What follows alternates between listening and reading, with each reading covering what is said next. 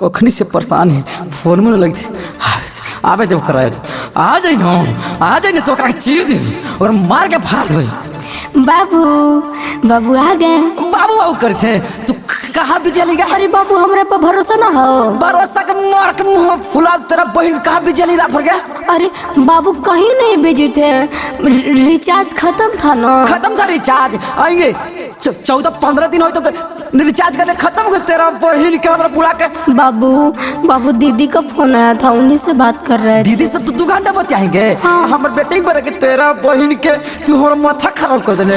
बाबू बात क्यों नहीं मानते हो? बाबू दीदी का फोन आ रहा था, फिर मौसी का फोन आया, मौसी का फोन आया तो मम्मी 1 घंटा बात की। बाबू हम जाए थे जो तोरा चेक कर के मन से कर तोरा मोबाइल दे मौसी से बात करला। आएंगे तू कहले कि हमारा मोबाइल पर्सनल दे दे, जब कहिए बात तब बात होगा। और तू मौसी या नाना से बात करवा में लगल तेरा बोल के। अब तू हमें छोड़ दे, तोर फेरा में कंगाल हो गए, हम बर्बाद हो गए। हम जाए तू जब मन से कर तो। बाबू बात मानो ना, सुनो ना मेरी बात को।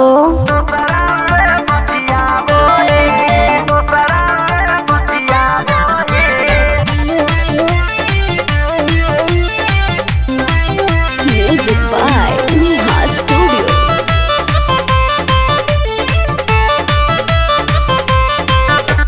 दीदिया के फोन आइल रहे जरूरी, कैसे उठाई जानू रहे मजबूरी।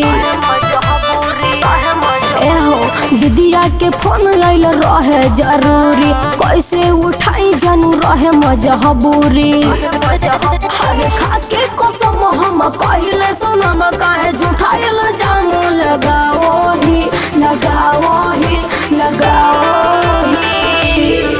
बाबू तुम्हारा मम्मी कसम। आगे तू अपन मैया कसम खो, हम मैया काला खाएंगे तो अपन मैया खा जो चिवा जो। अरे मोबाइल दे लिया हम तू ता दूसरा से बतियाबो ही। मोबाइल दे लिया हम तू ता दूसरा से बतियाबो ही। अरे छौड़ा काहे सब करो ही?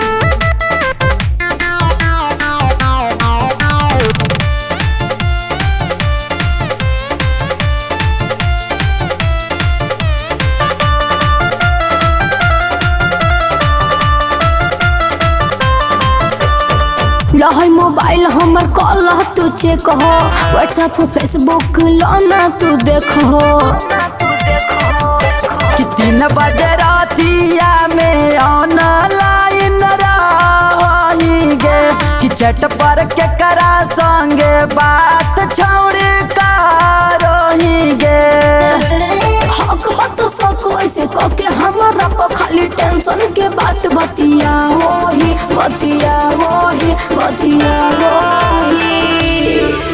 बाबू हम पे विश्वास काहे न करो ही? एक बार विश्वास करके तो दे। आएंगे कैसे विश्वास करोगे? 3 बजे भोरवा में बिजी बताबो, 4 बजे दोपहरियों में के। मोबाइल दे लिया हम तू ता दूसरा से बतियाबो ही। मोबाइल दे लिया हम तू ता दूसरा से बतियाबो ही।